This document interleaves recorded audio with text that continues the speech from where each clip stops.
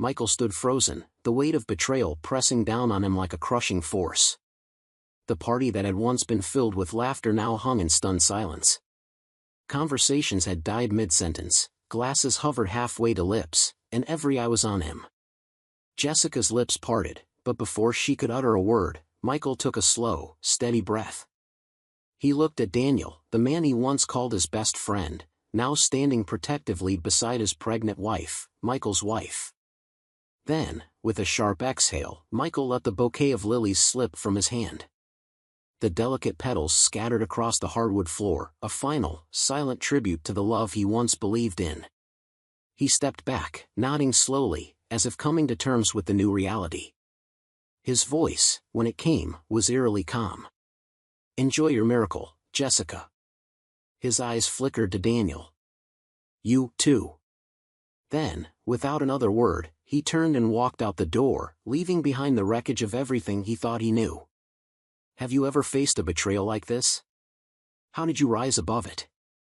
Drop a 1 in the comments if this story hit home. And if you haven't already, subscribe for more real, raw stories. See you in the next one. Michael adjusted his grip on the bouquet of lilies, their crisp white petals trembling slightly in the breeze as he stepped out of the cab. His heart felt lighter than it had in months. After weeks of late nights in conference rooms and endless flights between cities, he was finally home. Denver's cool autumn air was a welcome contrast to the stuffy boardrooms he had been trapped in, and he inhaled deeply, imagining the way Jessica would throw her arms around him when she saw him standing in the doorway. She wasn't expecting him. That was the best part. Jessica had always loved surprises. He pictured her delighted gasp, the way her eyes would widen as she rushed into his embrace. Maybe they'd spend the night curled up on the couch, sharing a bottle of wine, talking about everything and nothing. He had even picked up her favorite chocolates from the airport gift shop, a small gesture to make up for all the nights he had been gone. Michael smiled to himself as he walked up the familiar sidewalk, eager to be home. But as he reached his street, the first ripple of unease prickled the back of his neck. The driveway was packed with cars. Not just 1 or 2, but nearly a dozen, their headlights reflecting off the windows of his house. He frowned. A party? Jessica hadn't mentioned anything. Laughter and music spilled from inside, muffled by the walls but unmistakable. A celebration. But for what? Michael's fingers tightened around the bouquet. He hadn't forgotten an anniversary or birthday, had he? No, impossible. Jessica had never been one for extravagant gatherings, and even if she had planned something, she would have mentioned it in passing. Something felt off. His steps slowed as he reached the front door, which was slightly ajar. The warmth of the house, filled with the scent of baked goods and something floral, wafted toward him. He hesitated before stepping inside, his pulse quickening. The living room was packed with people. Familiar faces, neighbors, old friends, even his in-laws, all stood around, holding glasses of champagne, chatting and laughing like it was the happiest day of their lives. A large table was stacked with gifts, wrapped in pastel-colored paper. And then he saw them. Balloons, dozens of them, blue and pink, tied to chairs and floating lazily above the guests. A huge white banner stretched across the wall in elegant gold lettering. "Welcome our little miracle." Michael blinked, his mind struggling to process the words. A baby shower? But whose? Sarah, his best friend since college, stood in the center of the room, her rounded belly making it clear that she was pregnant. It made sense at first. But then his eyes drifted to Jessica, standing right beside her. Jessica wasn't just standing near Sarah. She was glowing. Dressed in a flowing cream-colored dress, she placed a hand over her own stomach, a soft smile playing on her lips. Michael's stomach dropped. Jessica looked radiant, happier than he had seen her in years. People were fussing over her, placing their hands gently on her belly, offering congratulations. Michael's heartbeat pounded in his ears. His breath hitched as he watched her laugh, leaning into Daniel, Sarah's husband. Daniel stood close, too close. His arm brushed against Jessica's, his head tilted toward her like they were sharing a secret only they understood. He reached for a glass of champagne, then hesitated, smirking as he switched to water instead. Michael took a step forward, his shoes making the faintest noise against the hardwood floor. Jessica turned. Their eyes met. Her expression faltered for just a fraction of a second before she quickly composed herself. "Michael," she whispered, as if saying his name out loud might shatter the moment. Conversations around the room quieted. Heads turned. A few guests exchanged glances, shifting uncomfortably. Michael's grip on the flowers tightened, his knuckles turning white. "Someone want to tell me what's going on?" His voice was steady, but he could feel the ground beneath him shifting, crumbling. Jessica opened her mouth, but no words came out. The silence that followed was suffocating. Then, Daniel moved. He placed a protective hand on Jessica's stomach. Michael's vision blurred for a moment. His mind screamed at him to reject what he was seeing, to force some rational explanation into place. But there wasn't one. The room tilted, the weight of reality crushing down on him. It wasn't Sarah's baby they were celebrating. It was Jessica's. And Daniel's. Michael's breath came out in a shaky exhale. His wife, his Jessica, was pregnant with his best friend's child. The betrayal wasn't just private. It was displayed here, in his own home, in front of family, friends, neighbors. A public spectacle.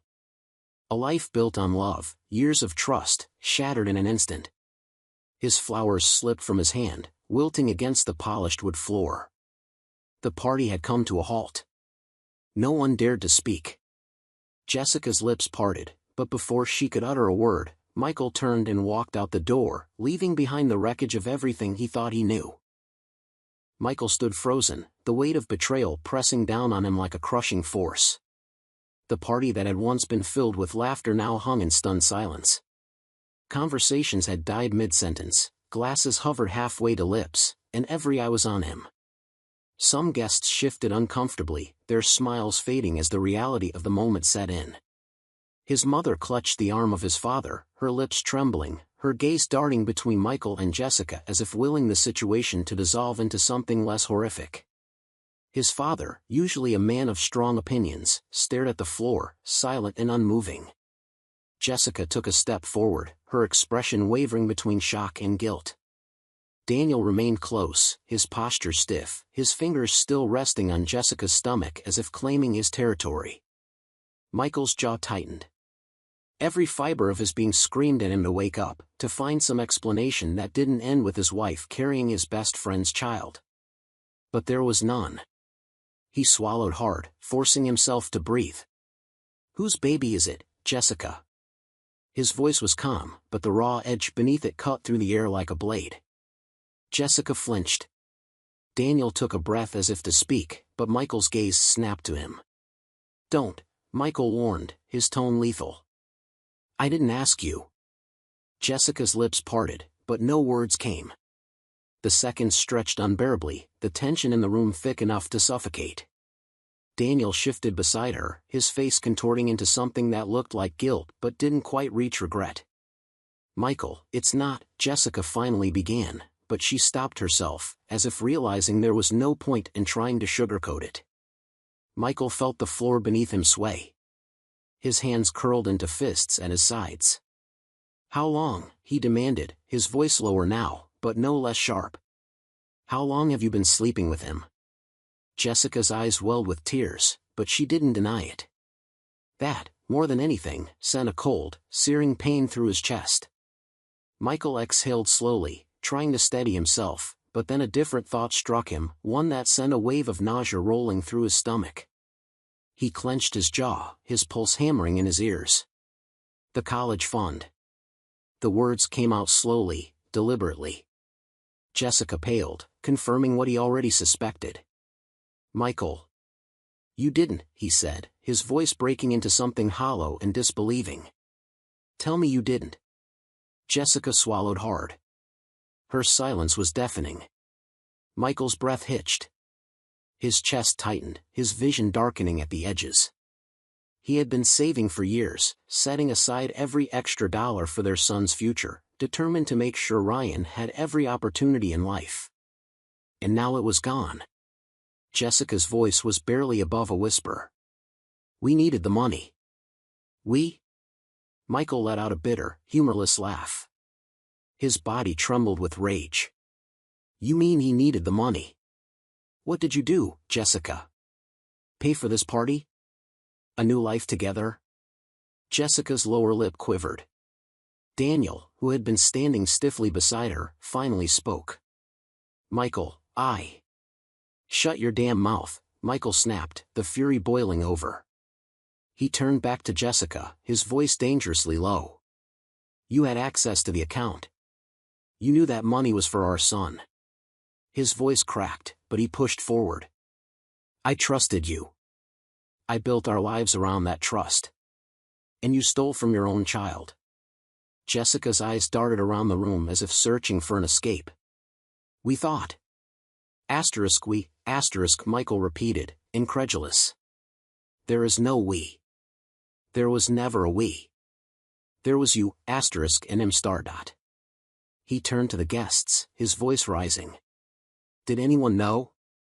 Did you all just stand by while my wife drained our son's future for this circus? His mother let out a quiet sob, but no one answered. The guilt in the room was suffocating. Jessica took a shaky breath. I didn't mean for it to happen this way. Michael's head snapped toward her. How was it supposed to happen, Jessica? Were you planning to tell me after the baby was born? Or were you just hoping I'd figure it out when I came home to find my bank accounts empty and my marriage a lie? Tears streamed down Jessica's face now. Michael, please, Michael held up a hand. Don't. Just don't. The room seemed to shrink around him. The betrayal wasn't just physical. It was financial. It was emotional. It was everything. Then, like a final, merciless stab to the heart, Jessica spoke the words that sealed her fate. I asked you to take that overseas job, she whispered, her voice breaking. Michael stilled. She let out a shaky breath. I knew it would keep you away for months. I needed time. I needed space. And I thought, if you were gone long enough, it would be easier. Easier. Michael felt the world tilt. His entire marriage had been nothing more than a calculated escape plan for her. Every late-night call, every I love you message, it had all been a smokescreen. He stared at her, at the woman he had once promised to love forever, and realized with chilling clarity that he didn't even know her. The walls of his home, the place that had once been his sanctuary, now felt like a prison, suffocating and unbearable. He exhaled slowly, unclenching his fists. The rage, the sorrow, the unbearable grief, he refused to let it consume him. Instead, he turned toward the door. Michael, wait, Jessica's voice wavered, but he didn't stop. Without another word, he stepped outside and shut the door behind him, leaving the wreckage of his past behind. Michael barely made it to his car before he heard the hurried shuffle of footsteps behind him. He didn't want to stop. Every instinct told him to keep walking, to get as far away from the house,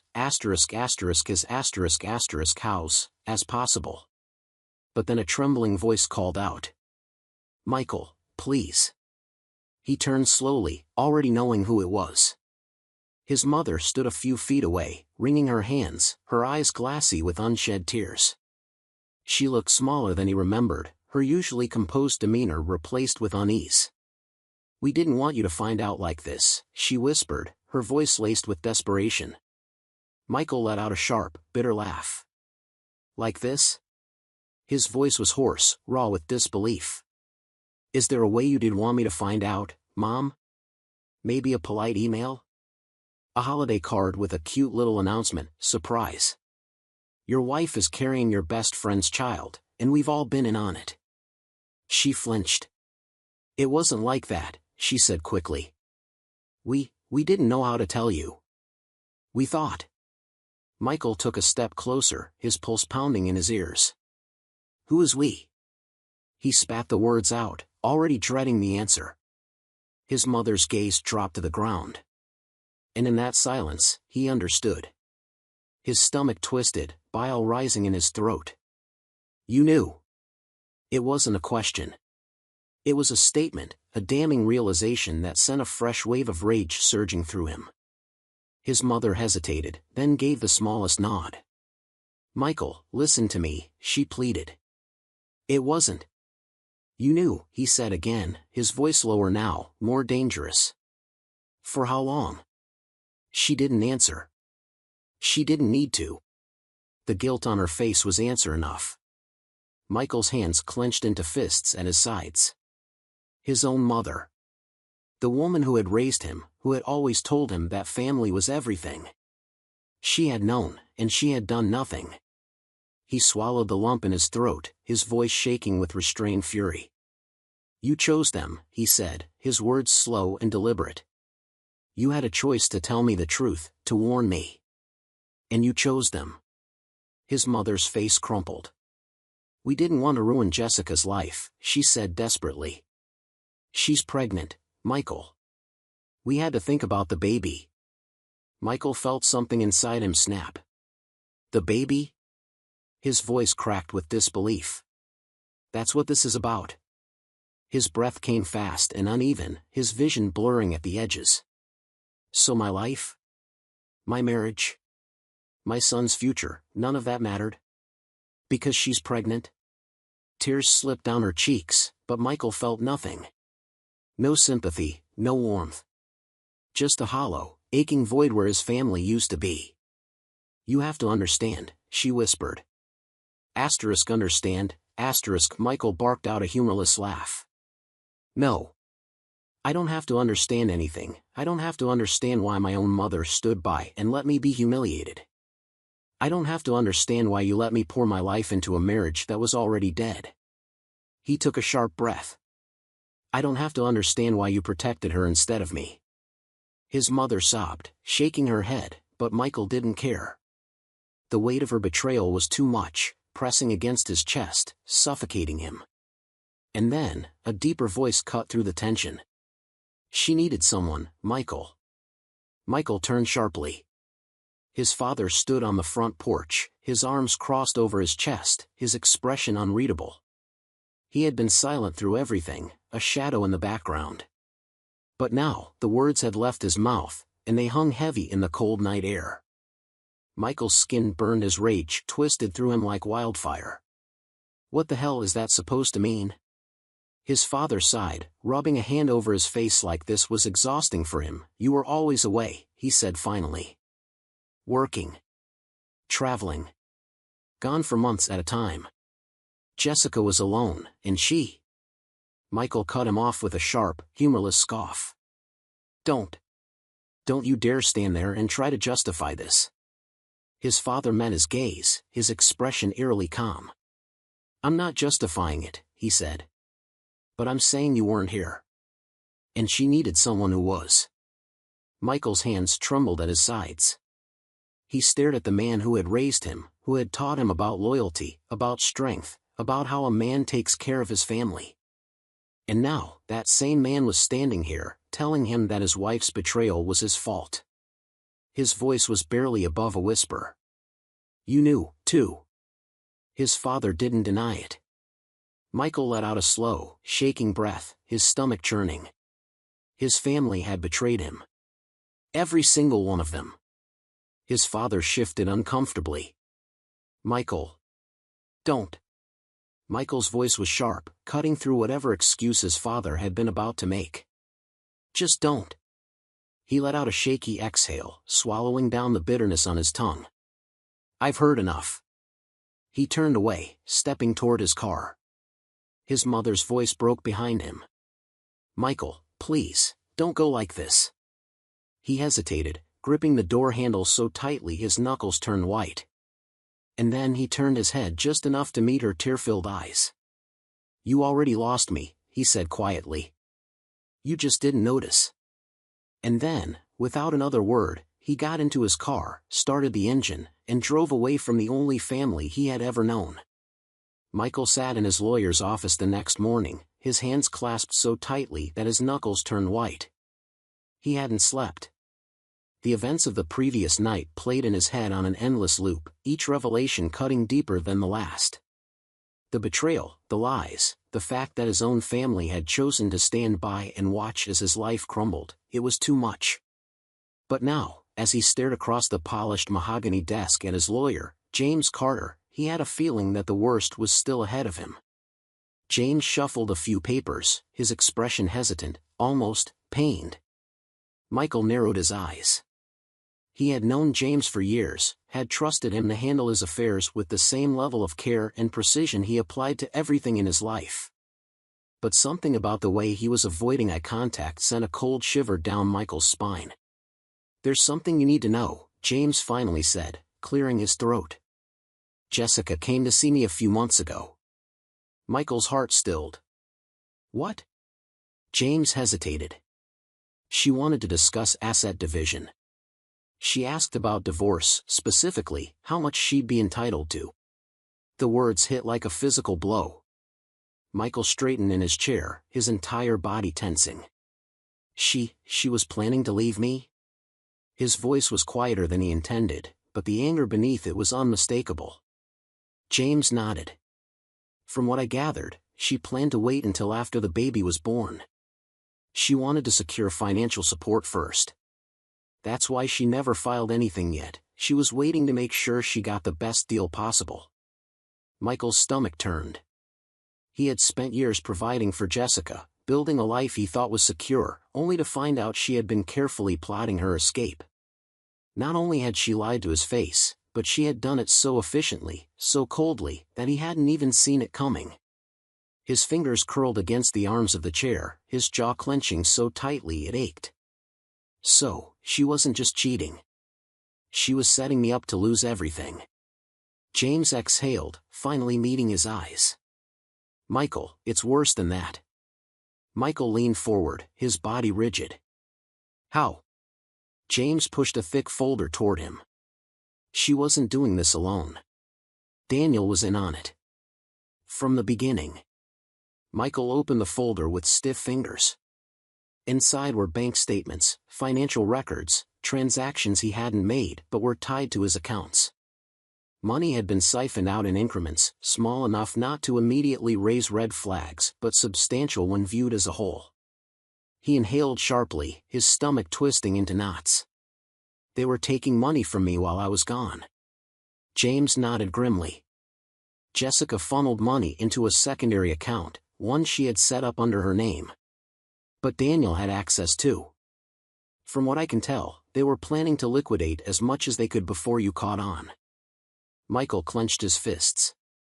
Every time he had worked late, every time he had taken an extra project to ensure their future was stable, Jessica and Daniel had been quietly siphoning away his hard-earned money to start their own future, without him. And then another thought struck him like ice water down his spine. "The college fund," he said, his voice dangerously calm. James nodded again. "Gone. All of it." Michael let out a slow breath, forcing himself to keep his rage in check. He had already suspected it, but hearing it confirmed made his vision blur with fury. "That was for Ryan," his voice shook. "That was for our son." James rubbed his forehead, looking exhausted himself. "I know. And from what I can see, they didn't just use it for the baby shower. They've been living off of you for months, vacations, hotel stays, deposits on apartments. They were setting themselves up for a fresh start, and they were using your money to do it."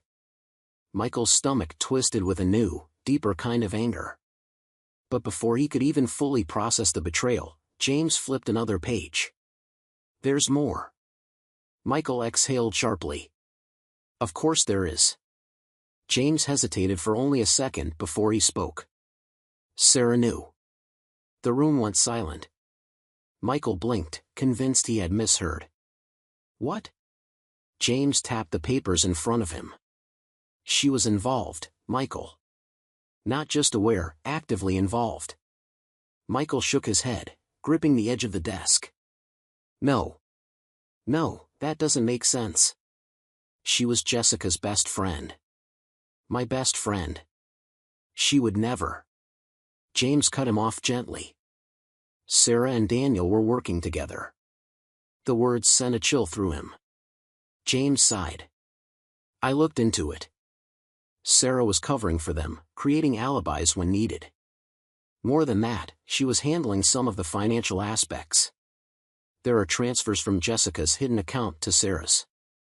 It looks like she was helping them move money around to keep it from being traced back too easily. Michael couldn't breathe.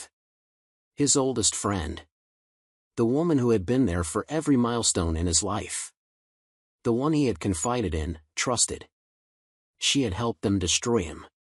His hands trembled as he stared down at the paperwork, the proof in black and white. He had been surrounded by snakes, and he had never even seen the fangs. James's voice was softer now, careful.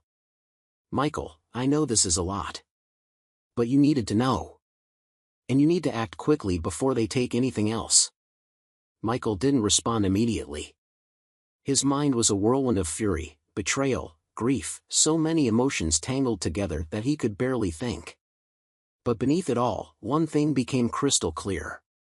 He wasn't going to be their victim. Not anymore. Michael inhaled sharply, straightened his spine, and pushed the folder back across the desk. File for divorce. Today. And make sure she gets nothing. James nodded. We can argue financial fraud. I have enough documentation to back up your claim. Michael nodded, his lips pressing into a hard line. Good. His voice was steady now, the shock wearing off, replaced by something colder. Sharper. And as for Sarah, he continued, his tone dangerously calm. I'll deal with her myself. Michael didn't wait. The moment he left his lawyer's office, he drove straight to Sarah's house, his grip tight around the steering wheel, his jaw clenched so hard it ached. He had spent the last 24 hours unraveling layers of deception, but this asterisk, was the one that sent him over the edge. He had trusted her. Confided in her. She had been his best friend for years, the one person he thought he could always rely on. And yet, here he was, about to confront her as just another traitor in a long list of betrayals. He barely knocked before Sarah opened the door, her face pale, her eyes wide. It was clear from her expression that she already knew why he was here. Michael. Don't, he cut her off sharply, stepping inside without waiting for an invitation. You don't get to say my name like we're still friends. Not after what I just found out. Sarah swallowed hard, stepping back as if she could put space between them, but Michael wasn't letting her off that easily.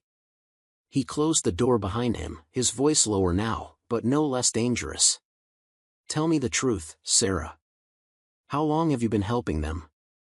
She hesitated, her hands trembling at her sides, before exhaling shakily. I didn't mean for it to happen like this. Michael let out a bitter laugh. Oh, that's good. That's really good. That's exactly what Jessica said. And Daniel. You all seem to have the same excuse. But I don't care about what you meant to do. I care about what you did, so tell me, Sarah, why? She looked away, her jaw tightening, and for a long moment, she didn't speak. But then, finally, she whispered, because I love her. Michael froze. The words hung in the air between them, heavy, suffocating. His heartbeat pounded in his ears as Sarah finally met his gaze, tears brimming in her eyes. I've loved Jessica for years, Michael. Since before she even married you. But she never saw me that way. She never wanted me. And when you left for that job overseas, I thought, maybe she'd realize it. Maybe, without you around, she'd see what was right in front of her. Michael exhaled slowly, shaking his head in disbelief. So you brought Daniel into it. Sarah flinched, confirming it. I thought if she saw him with someone else, she'd get jealous. That she'd come to me instead. But it didn't work. She didn't get jealous, Michael. She fell for him. Michael let out a slow breath, his hands clenching at his sides. And instead of stopping it, you just helped them? Sarah wiped at her eyes, her shoulders shaking. I didn't know what else to do. It was my fault it started, so I thought, maybe I could control it. maybe I could fix it before it got too far. Michael let out another humorless laugh. So that's why you threw the party. It wasn't for Jessica. It wasn't for the baby. It was for you, a last-ditch effort to make it all seem, what? Normal? Sarah nodded, her voice barely above a whisper. I thought if I could just make it look like a celebration, like something good, then maybe it wouldn't hurt so much. Michael's stomach twisted. The sheer selfishness of it all was staggering. She had used him, just like Jessica had. Just like Daniel had. And suddenly, the weight of everything hit him all at once. His wife had betrayed him. His best friend had stolen from him. His family had turned their backs on him. And now Sarah, someone he had considered like a sister, had been orchestrating the entire thing from the shadows. Michael let out a slow breath, shaking his head. I don't even know who you are. Sarah's face crumpled, but Michael didn't care. He had spent too long letting his emotions be played like a game. He wasn't going to do it anymore. Without another word, he turned and walked out of the house, slamming the door behind him. Michael sat in his car outside his bank, gripping the steering wheel as the reality of his situation settled in. He had lost almost everything, his marriage, his trust in his family, his faith in the people he once considered his closest friends. But there was one thing he hadn't lost. Control. He had been careful, more careful than Jessica or Daniel had ever realized. The college fund had been important, but it wasn't the only account he had. Years ago, when he first started making real money, he had set up a separate, undisclosed savings account under a trust in his name alone. It wasn't about secrecy or lack of trust back then, it had been about security, about making sure that no matter what happened, he would never be left with nothing. Now, that foresight was the only thing keeping him from financial ruin. He walked into the bank, his steps measured, his heart hammering in his chest. The banker greeted him warmly, oblivious to the turmoil burning inside him. I need to move some assets, Michael said evenly, sliding his ID across the desk. The banker nodded, pulling up his accounts, and within minutes, Michael had liquidated enough to protect himself while ensuring that Jessica and Daniel would never see a dime of it. When he walked out, his mind was clearer, sharper. They had thought they were setting him up for failure. But they had underestimated him. James leaned back in his chair, a slow smile spreading across his face as he read over the finalized divorce papers. Michael, this is airtight, he said, tapping the folder. With the financial records we've gathered, Jessica has no claim to your assets. She committed fraud, and Daniel benefited from it. Any attempt to demand alimony will be laughed out of court. Michael nodded, his face expressionless. He wasn't celebrating. There was no satisfaction in knowing he had outmaneuvered them, only a quiet, exhausted acceptance. File it, he said simply. James picked up his pen. It'll be in motion by the end of the day. They'll be served before the weekend. Michael exhaled. It was almost over. Jessica called that evening. He almost didn't answer, but something in him wanted to hear what she had to say now that she had likely realized the walls were closing in. He picked up, but before she could get a word out, he said, whatever excuse you're about to give me, don't bother. I already know everything. There was silence on the other end. Then a shaky breath. Michael. I never wanted it to be like this. He laughed coldly. Yeah? And how exactly did you want it to be, Jess? Were you planning to take half of everything and walk away smiling? Was I just supposed to accept that you built a life on my back and never look back? Her voice cracked. I loved you. No, he said sharply. You loved what I gave you. You loved the stability. The security. You loved knowing that while I was out there killing myself to build our future, you were here tearing it apart. Her breath hitched. Michael, please, He cut her off. You wanted a new life, Jessica. Well, now you've got it. Without me. Without my support. And without my forgiveness. He ended the call before she could say another word. And for the first time since this nightmare began, Michael finally felt free. Michael packed up what little remained of his old life and left Denver without looking back. The city that had once been his home now felt like a graveyard of betrayal, and he had no interest in living among ghosts. He chose Seattle, a place he had always loved, a place that offered fresh air, fresh faces, and no lingering reminders of what he had lost. But he wasn't just running away. He was rebuilding. He threw himself into work, but not in the same way he had before. This time, he wasn't grinding himself into the ground to support someone else's future. He found meaning in something greater, using his experience to launch a foundation for single parents, people who had been blindsided, abandoned, left to fend for themselves. The work became his purpose, his way of turning pain into something powerful. Meanwhile, the people who had tried to destroy him crumbled under the weight of their own choices. Jessica and Daniel, once so smug in their deception, found themselves struggling. With Michael's financial support cut off and their reputations tainted, they barely scraped by. The life they had envisioned together turned into a nightmare of unpaid bills and regret. Sarah disappeared. Whether it was guilt or shame that drove her away, Michael didn't care. His family, the ones who had chosen convenience over loyalty, now found themselves without him. The son they had once leaned on was gone, and they were left with nothing but silence. A year later, he ran into Jessica. She looked different, worn down, tired, like someone who had learned the hard way that not everything comes easily.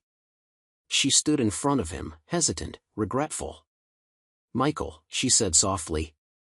"I made a mistake." He met her gaze, his expression unreadable. "I miss you," she continued, her voice breaking. "I miss us." He let the words settle in the air between them, then exhaled slowly. "You had it all," he said simply, his voice calm, steady. "And you threw it away." Then, without another word, he turned and walked away. Have you ever trusted someone, only to find out they were hiding the deepest betrayal? What did you do next? Betrayal cuts deep, but strength comes from how you rise after the fall. Sometimes, losing someone who betrays you is the first step to finding yourself.